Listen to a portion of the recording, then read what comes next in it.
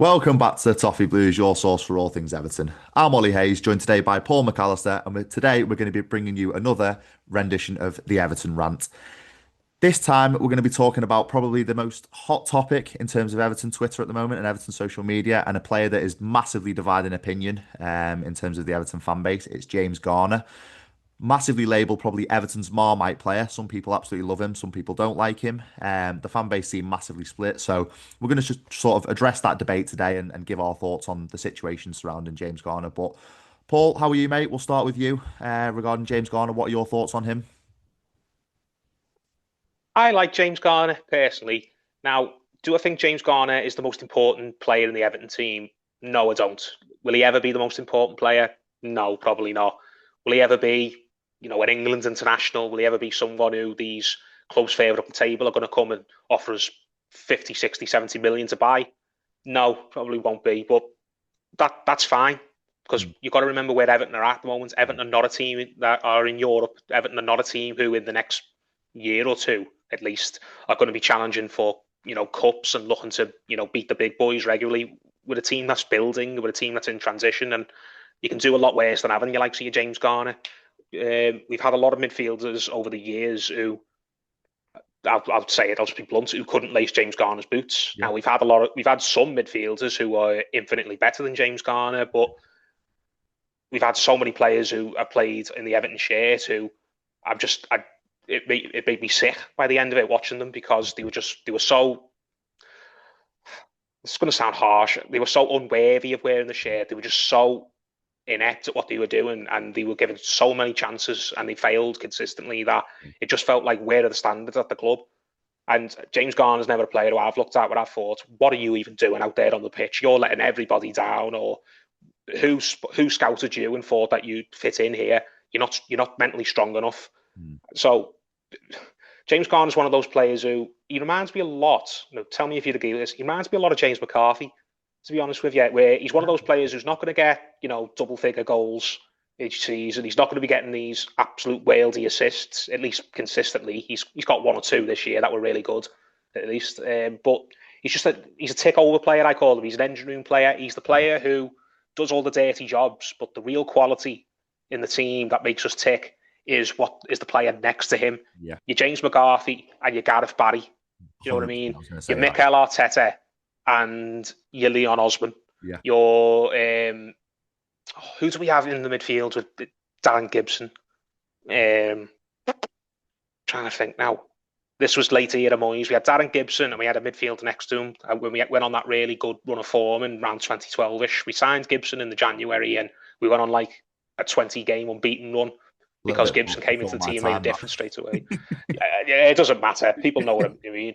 But he's one of these players who, if you take him out the team for a prolonged period of time, you'll notice the difference. So Yeah, yeah, we've yeah. seen it earlier on this season. He Yeah. he didn't play much before January, did he? He had a problem with his back. Yeah. Sean Dyche kept saying, and I think he was a player who Sean Dyche really missed in those final few months as Everton manager.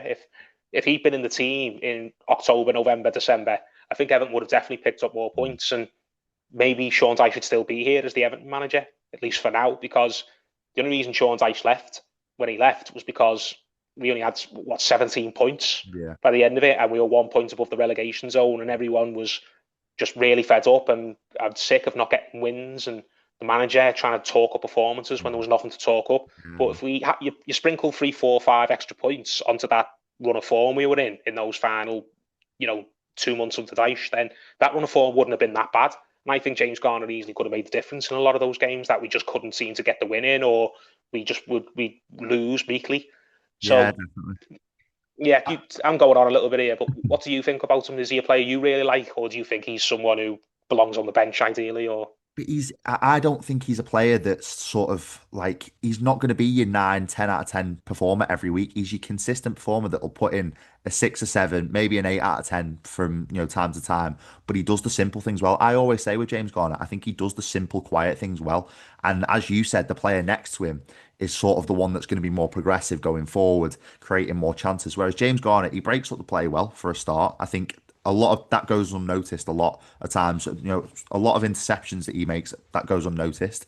I think, as you described him, he's that engine room, something that we've not seen probably since the likes of James McCarthy and players like this, that, they do the simple, quiet things so well. And it does beg the question that what we do next season, because I've made the point that, with James Garner, he's not in our best 11 now, in my opinion. If we had everyone fit, it would be Oral Mangala, and we'd probably be looking to make Oral Mangala's loan permanent at the end of the season. Obviously, he's got an ACL injury, so I think it's kind of sprung James Garner into a situation where he's playing in a pretty poor side in terms of a lower end Premier League side. And it's kind of making him struggle a little bit more than what he would have done, because he can't get that level of consistency. We are conceding a lot of goals. We are a team that gets counter-attacked a lot. So I think in this kind of team, James Garner probably does struggle to shine a little bit more. But I keep saying it, he's that engine room. He does the simple things well, and he is quite consistent week in, week out. Yeah, he's the type of player who a manager like Moyes is just going to love Mm. and look to get him in the team, usually if he can. Moyes had a lot of these players, like I said. Leon Osborne was one for years. Mm. Darren Gibson came along. Who else? He had a few more. Thomas Gravenson was one of them. Now Gravenson Yeah. had a bit more had more creative quality than James Garner probably did, but above all, Gravenson was a real grafter and a worker, and he sort of raised the standards of everyone around him a little bit. He was an absolute mad character as well, which made him Yeah. really popular in the dressing room. So maybe that played a part in it. But he was just the type of player who the fans could easily get on board with, because they could see that he was always trying, even games when it wasn't coming off for him. It wasn't through. He didn't drop his head and look like he'd let the criticism get to him. He was just someone who constantly looked to do what he could do, win his Yeah. battles, and just hope that everyone else around him would be able to help him get the push and get over the line. So James Garner's not Mikel Arteta, and I Yeah. think that's the type of Everton midfielder we've been dying for a decade plus now. But at the same time, as I went back to say, he's a lot better than the likes of Andre Gomez, who Yeah. looked Yeah. terrified every time I put him on the pitch. He's Yeah. better than a Morgan Schneiderlin, who looked like Fabian Delph. Fabian Delph, yeah, that one Players like absolute that. sick. Fabian Delph, players like that who thought he would Delph and Schneiderlin, players who thought he were doing us a favour by Mm. being here. Andre Gomez, who just didn't have the mental strength at all. Your class hands, who just didn't have the quality. Simple as that.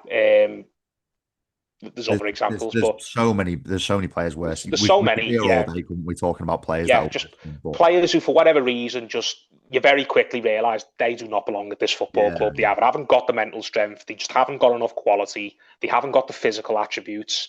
The we don't play the system to accommodate them. The two um, not versatile enough. yeah, If you're going to put them in the team, then you're weakening everyone else. yeah, James Garner's just one of them where he's an old-fashioned sort of, might be stereotypical, but he's an old-fashioned British style midfielder yeah, where he yeah. plays in the middle. He plays hard but fair. He's not a dirty player, really. He's not a player who seems to get into it with the opposition, like, players like a Tarkowski's not afraid of a ruck, is he, or something like that. Garner's just a quiet professional who goes about it. You never hear about him outside. He's had one sort of boo-boo moment, hasn't he? One sort of like foot in mouth when Yeah. he said those comments about Liverpool. Liverpool and playing at Anfield in the derby a few weeks ago. That was a definite moment. I thought, Yeah. James, just Just stop shut up, talking. just stop this. Until that, and since then, he's been a player to think, yeah, you're never gonna have to read about him being involved in some stupid scandal. Yeah, In the papers. He's not going to do anything that's going to embarrass the club or embarrass the manager or really embarrass himself. Hopefully, that was his only one-off. yeah, So I might be nitpicking this as well. This is just a little quirky thing. I don't like the fact that he wears number 37. If that's just a personal thing, maybe he's born on the 3rd of July or something, or the 37's got some sort of meaning to him because it adds up to 10. I don't know, but that's just a pet peeve. Me and numbers. Terry, my brother's the same. We just don't like it when players just wear these random numbers that are above 20. Like yeah. Declan Rice has 41, or Bowden he's got 47. 37, or I think Dele Alli had 36 while Yeah, he was here. He's another player I could name. And someone yeah. else who we brought into the club, and you just thought, oh my God, who signed off on that?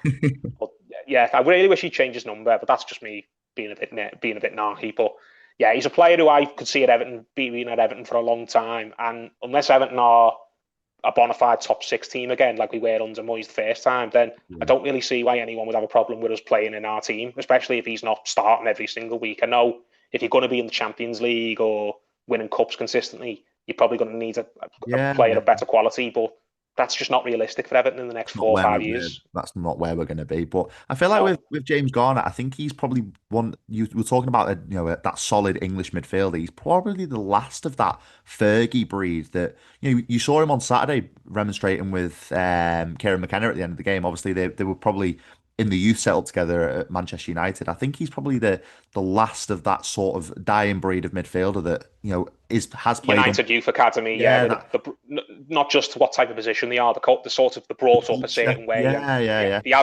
they have their personality Yeah. molded by Fergie himself. Yeah, I get what you mean. Just before we wrap up, just before we run out of time, what would you do next season? Would you start him or would you have him on a bench? What's sort of your thoughts with that one? It just depends on what we can get in the summer. I think we're probably going to start him because we've got midfielders we need to bring in, but I think we're probably going to need a midfielder who plays his sort of role. I mean, the only other, I mean, what's Harrison Armstrong going to do? Is Harrison Armstrong going to come back and get first Yeah. team minutes, or is he going to go out the door? Because I think he's a similar sort of player or could do a similar sort of role. What's going to happen with Decore? Is Yeah. Decore going to sign? Is Gay? Can Garner play more of a sitting role as a number six rather than a number eight? We've never seen James Garner play a bit further forward. Maybe Yeah. that's something Moyes Yeah, yeah. tries at some point. I don't know. So I that think maybe it's worth a go in a pre-season game. You don't, but I think he probably does start. Yeah, we're going to play a midfield three yeah. because that's how Moyes likes to play. He's going to play a number six with a number eight and someone who's a bit further forwards in the Decore slash second striker role. And I think James Garner's the safe money is him going to be on that number eight, unless we can just go get a really, really good quality number eight in the summer. Yeah, spot on. No, I completely agree with you. I think there's probably a lot more players that need replacing at the club than before James Garner. I think he's one of those players that's going to be dependable for Moyes. And as you said, he's one of those players that I think Moyes will really, really like in years to come. And one that will be probably a mainstay in the squad whilst we do go through this rebuild and look to sort of catapult ourselves further up the league. I think he's good for the time being, in my opinion, James Garner. Yeah, same. And I think if Everton fans didn't want to think he's absolutely not good enough, then I think there's a lot of teams who'd be happy to take him off us. I think someone like a Wolves would love a James Garner. I think West Ham would really like a James Garner.